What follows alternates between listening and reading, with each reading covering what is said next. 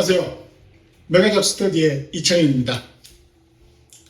여러분들 이제 면접을 앞두고 이제 준비를 하실 때 소위 말하는 그 예상 질문 이런 거를 많이들 준비를 하실 거예요. 뭐 당연히 준비를 하는 게 맞습니다. 당연히 면접 준비는 뭐 저 사람 면접관이 이제 어떤 걸 질문을 할까. 그래서 여러분들 검색도 많이 하시잖아요. 뭐 내가 채용 지원한 기업에서 면접 후기 같은 것도 찾아보시고, 혹시 뭐 선배나 주변에서 저 회사에 면접을 다 본 사람들은 주로 이제 어떤 얘기가 나오는지도 확인하고, 이제 그런 여러 가지 과정들을 거쳐서 나온 이제 정보를 조합하고 이제 분석을 해가지고 이제 대략적인 예상 질문들을 뽑고 이제 그거에 대한 이제 준비를 하실 겁니다. 그거는 당연히 해야 되는 일이고 중요한 과정이에요. 그게 잘 되지 않으면 면접에서 좋은 결과를 얻기가 힘들 겁니다. 무슨 말씀을 드릴 거냐 하면, 예상 질문을 준비하는 거는 좋아요. 그런데 이거를 조금 더 너무 앞서 나가서 예상 질문을 너무 많이 만들거나, 예상 질문에 대해서 막 도대체 어떤 게 나올까에 너무 집중을 해가지고 거기에 몰입하시면 안 된다는 거죠. 예상 질문을 준비는 하되 그게 전부는 아니라는 겁니다. 그리고 거기에 너무 많은 에너지를 쏟을 필요도 없다는 거예요. 면접에 이제 준비할 예상 질문들이 있을 거예요. 그러면 대부분 회사들이 물어보는 게 좀 비슷하게, 소위 말하는 교집합이 생기겠죠.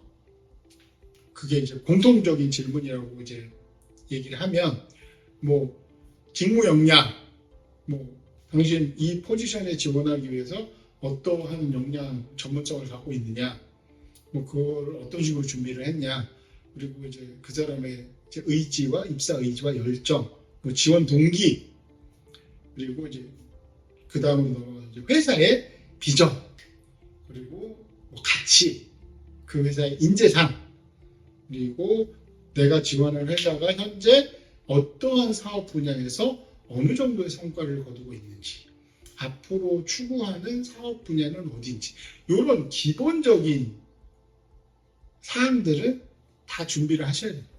공통점이 되니까. 그거가 안 되면, 아까 제가 앞서도 언급해드렸지만, 공통적인 기본 베이스가 준비가 안 되면 뭐 좋은 결과를 어떻게라도 얻기가 힘든 상황인 거죠. 누구 말한 대로 아무리 스펙이 좋아도 그 면접 자리에서는 내가 돋보일 확률이 제로에 가까우니까요. 그럼 이렇게 공통적인 질문은 준비를 하십시오. 그런데 어차피 이런 질문 이외에 내가 조금 예상하지 못했던, 그리고 그 면접관의 성향에 따라서 생각지도 못한 돌발 질문들은 다 나오기 마련이거든요. 그러니까 결과적으로 내가 아무리 예상 질문을 줄줄줄줄 많이 뽑고 그거를 완벽하게 소화를 한다? 힘들죠. 지금 제가 공통적인 질문만 해도 벌써 몇 가지예요.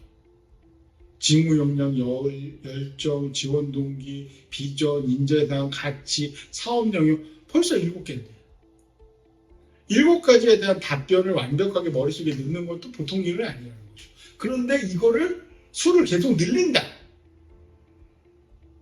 그러면 이게 분명히 내가 예상한 질문에 대한 답변도 우선순위란 게 있고 중요도에 따라서 차이가 있잖아요. 그러면 선택과 집중을 해야 된다는 겁니다. 공통적인, 정말 나올 확률이 매우 높은 질문들에 집중을 해서 그거를 좀 더 다른 사람보다 논리정연하게 설득력 있게 전달하기를 고민을 해야지, 예상 질문 수를 늘려서 정말 내가 완벽하게 어떤 질문이 오더라도 다 미리 준비한 답변을 하겠다라고 생각하실 필요가 없다는 거예요. 포인트는 그겁니다.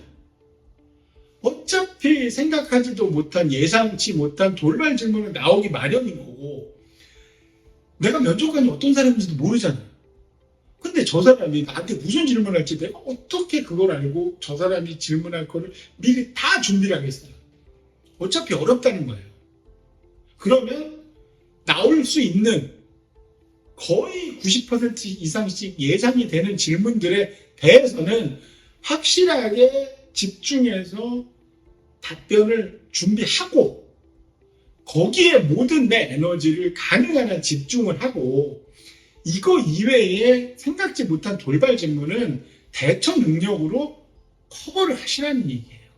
이것까지 다 미리 준비를 하겠다고 너무 일을 벌리시지 마시고 그게 포인트입니다. 일부러 그렇게 물어보는 경우들도 있거든요. 이 사람이 어떤 식으로 대처를 하는지. 정말 예를 들면 대학생 수준에서는 알 수 없는 분야의 지식에 대해서 물어본다든가 어차피 답변 못할 거 안다는 거죠. 그러니까 그런 질문이 나올 텐데 그걸 어떻게 미리 예상 질문으로 뽑아서 그걸 잡아놓겠어요. 불가능한 거지. 그러면 차라리 예상 질문, 공통 질문이라고 할게요. 공통 질문을 준비를 하고 이제 그런 거 나왔을 때 어떠한 태도를 보이면서 상대방에게 나의 입사 의지를 조금 더 보여줄 수 있느냐 이렇게 그 부분에 대해서 따로 고민을 하셔야 되는 거죠. 대응 능력을 키우고 모든 걸 다 막을 수는 없어요. 그렇지만 절대로 뚫리면 안 되는 이 중요한 공통 질문은 완벽하고 아주 두터운 방어막을 형성을 하시고 그 이외에 의도치 않고 예측하지 못한 쪽에서 오는 공격은 임기응변, 순간 대처 능력, 위기관리 능력으로 방어를 하셔야 돼요. 그리고 이런 쪽에서 오는 공격은 그렇게 치명적이지도 않을 가능성이 높습니다. 정말 모르는 거 물어봤는데 답변 비슷한 그런 얘기도 많이 들으셨잖아요. 모르는 거 물어봤을 때 어떻게 얘기를 해야 되냐. 지금은 모르지만 입사해서 그거에 대해 확실히 알고 답변을 드리겠다. 뭐 여러 가지 그 긍정적인 태도도 있잖아요. 그러니까 잊지 마시고 그리고 또 하나 도저히 답변할 수 없는 질문들은 자주 나오진 않습니다. 나올 확률이 굉장히 희박한 질문들에 대해서 준비를 하느라 정작 이 중요한 공통 질문에 에너지가 조금 덜 쓰여질까봐 걱정돼서 드리는 말씀이에요. 잘 기억을 하세요. 공통 질문은 뚫리면 안 됩니다. 그거는 준비를 잘 하셔야 돼요. 근데 그 이외의 것들은 솔직히 조금 뚫려도 대세에 지장이 없어요.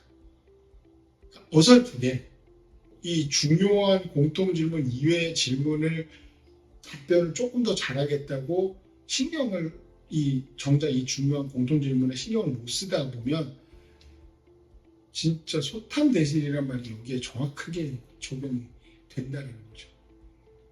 어설픈 이득을 얻기 위해서 정작 중요한 거를 놓치게 되는 일이 생길 수도 있다는 겁니다.